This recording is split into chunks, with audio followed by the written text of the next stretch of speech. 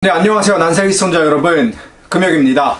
김정은의 신변 이상에 대한 뉴스가 나온 지 이제 좀 며칠이 흘렀습니다. 그렇지만 김정은은 여전히 모습을 드러내지 않고 있고, 북한은 부인도 하지 않고 긍정도 하지 않은 채 오로지 침묵만을 유지하고 있습니다. 과거 같았으면 북한은 김정은에 대한 신변 이상 그 보도가 나온 즉시 공개 활동을 재개하면서 본인이 건재하다는 것을 알렸는데, 지금은 어찌된 일인지 도통 모습을 드러내지 않고 있습니다. 저는 그래서 그 외신을 포함해서 여러 가지 뉴스들을 챙겨보면서 관련된 확실한 정보가 나오기만을 기다리고 있었는데, 오늘 로이터 통신의 뉴스에 따르면 중국에서 중국 공산당 대외 연락부의 어떤 고위급 관료가 의사들을 데리고 북한으로 긴급히 들어갔다고 합니다. 로이터 통신이 이 정보를 누구로부터 구했는지는 구체적으로 밝히지 않았지만, 중국 내에서 북한을 굉장히 잘 알고 있는 전문가 3명으로부터 똑같은 정보를 얻었다라고 밝혔습니다. 정말 김정은이 죽었는지 아니면 죽기 직전인지 아무도 그 정확한 상황을 알 수는 없지만, 의사들이 급히 들어갔다는 것 그 자체만으로도 김정은의 신변에 문제가 생긴 것은 확실해 보입니다. 만약 김정은이 이대로 사망한다면 북한에는 어떤 일이 발생할까요? 오늘 영상에서는 김정은의 사망 상황을 가정했을 때 북한의 그 권력 승계 과정에서 일어날 수 있는 여러 가지 시나리오에 대해서 한번 말씀드려보고자 합니다. 어디까지나 난세기 개인의 판단이고 생각일 뿐 확정된 사실은 아님을 미리 밝힙니다. 자, 그럼 시작해보도록 하겠습니다. 김정은을 제외한다면 김씨 가문에서 그 정통성을 이어나갈 수 있는 사람은 크게 3명이 남아있습니다. 김정은의 친형인 김정철과 김정은의 여동생 김여정, 그리고 김정일의 이복동생이며 김일성의 아들인 김평일, 이렇게 3사람이 남아있는데요. 자, 이 3사람에 대해서 확인된 사실만을 가지고 한번 이 3사람을 분석해보도록 하겠습니다.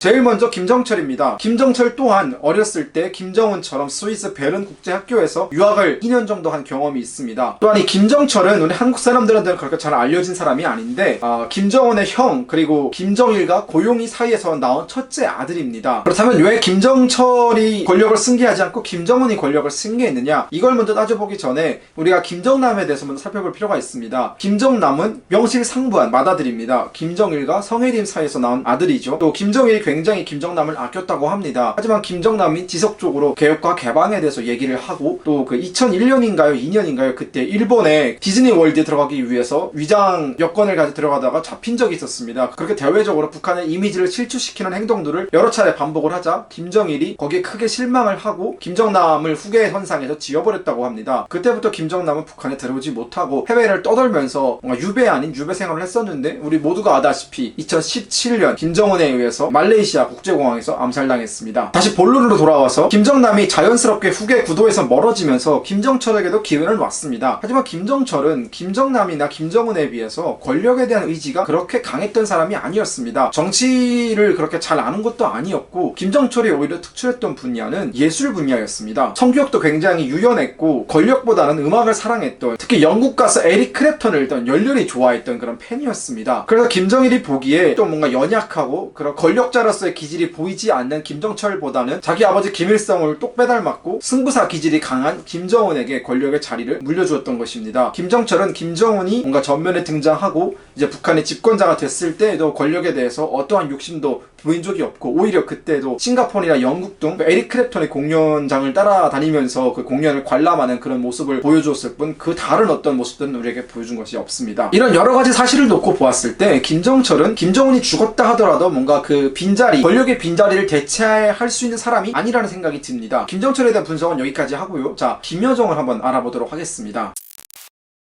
저는 김여정이 김정은이 죽었을 때 권력의 자리를 물려받을 수 있는 가능성이 큰 사람이라고 생각을 합니다. 다만 김여정에게도 여러 가지 문제가 있습니다. 최근 김여정의 행보나 높아진 지위 등이 그러한 분석을 뒷받침해줄 수 있는데요. 예전에 김여정이 하던 일은 김정은의 어떤 수행비서 역할, 그림자 같은 역할이었습니다. 김정은이 어디 갈 때마다 따라다니면서 동선을 체크하고 정말 수행비서 역할이었는데, 그가 어느 순간부터 남북협상 테이블에 나오기도 하고 또 본인 개인 명의로 성명을 발표하는 등 굉장히 달라진 행보를 보이기도 했습니다. 그리고 저번 영상에서도 언급했듯이 김여정의 지위가 눈에 띄게 달라지고 있습니다. 정치국 후보위원이 된 것은 물론이고 당중앙위원회 조직부 부부장이 되면서 조선노동당의 실권을 모두 장악한 그런 사람이 되어버렸습니다. 그러다 보니까 이제 김여정이 김정은의 실질적인 2인자가 아니냐라는 그런 분석까지 나오고 있는 것입니다. 이러한 여러 가지 사실들 때문에 많은 대북 전문가들은 김정은이 만약 사라진다면 김여정이 그 자리를 대체할 수 있다라고 보고 있습니다. 하지만 저는 그 분석에 조금 다른 생각을 가지고 있습니다. 한번 김정은이 처음 등장했을 때를 생각해 봅시다. 우리에게 김정은은 굉장히 낯선 존재였습니다. 그건 북한 사람들한테도 마찬가지였습니다. 김정일은 1970년대부터 후계자 수업을 본격적으로 한 20년 동안 받다가 90년에 등장했다면, 김정은은 2008년에 김정일이 심근경색을 한번 쓰러진 이후에 급하게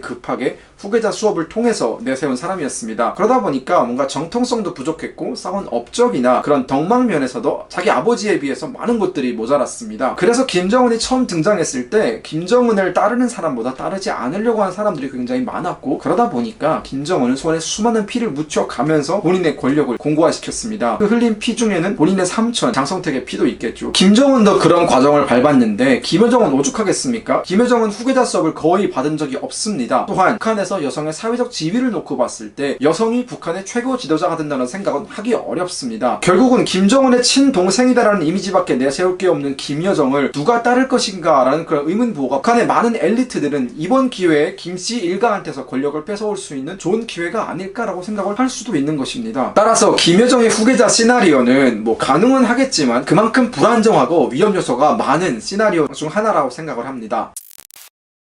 자, 마지막으로 우리 사람들한테는 그리 익숙하지 않은 김평일에 대해서 한번 얘기를 해보겠습니다. 김평일은 김일성의 아들입니다. 그리고 김정일의 배다른 형제죠. 그런 김평일은 1970년대 김정일과 김일성의 후계자 자리를 놓고 굉장히 치열한 다툼을 벌이다가 결국은 김정일한테 밀려서 1979년 해외를 나간 이후 40년 동안 단 한 번도 북한을 들어온 적이 없는 그런 비운의 왕자였습니다. 김평일에 대해서 조금 더 개인적으로 들여다본다면, 김평일은 외모가 자신의 할아버지 김일성을 닮았고 키도 크고 성격도 굉장히 호탕했다고 합니다. 김일성 종합대학을 다니던 시절부터 주변 사람들에게 인기가 많았고 그를 따르는 세력들이 굉장히 많았다고 합니다. 키도 작고 성격 면에서도 굉장히 소심했던 김정일은 그러한 김평일이 눈의 가시처럼 여겨졌을 것이고, 후계자 싸움에서 이긴 뒤에는 김평일을 철저히 외면하고 배척했습니다.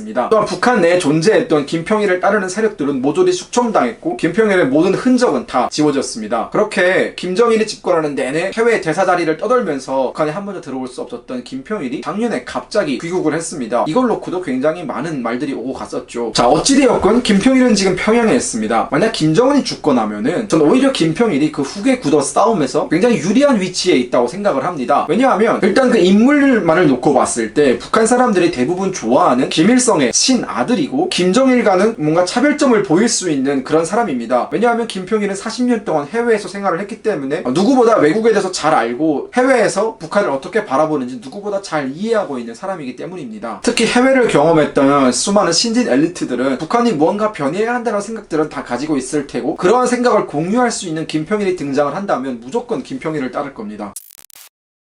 결국은 김여정과 김평일 이렇게 두 사람의 세력으로 나눌 수 있습니다. 김정은이 직접 발탁하고 김정은이 신임을 줬던 사람들은 어쩔 수 없이 김여정을 따라갈 수밖에 없습니다. 김정은 시대에 권력의 자리에서 밀려났던 사람들, 혹은 권력의 변두리에서 이제 뭔가 허시탄탄 기회를 노리고 있던 사람들은 김평일 주위에 모여서 한번 혁명을 일으켜보자라고 생각을 하는 사람들이 있을 수도 있습니다. 자, 북한의 새로운 여왕이 등장할까요? 아니면 새로운 수양대군이 등장할까요? 어디까지나 이런 시나리오는 김정은이 죽어야만 발생할 수 있는 그런 시나리오입니다. 아직 무엇 하나 확정적인 게 없기 때문에 뭔가 확신 있게 말씀드릴 수가 없습니다. 하지만 저를 포함해서 여러분들 모두가 원하다시피 김정은이 빨리 죽었으면 좋겠습니다. 죄를 지은 사람은 하늘에서 벌을 내리기 마련입니다. 오늘의 영상은 여기까지 하도록 하겠습니다. 최근 상황이 이렇다 보니까 유튜브에는 검증되지 않은 북한 관련된 정보들이 마가 쏟아지고 있고, 그러한 뉴스들은 사람들 혹세무민에 빠뜨리고 있습니다. 난세일기는 그러한 흐름에 휩쓸리지 않고 중심을 잘 잡고 검증되고 크로스 체킹이 가능한 그런 정보들만을 골라서 여러분들에게 전달해드리도록 하겠습니다. 지금까지 난세일기의 김금혁이었습니다.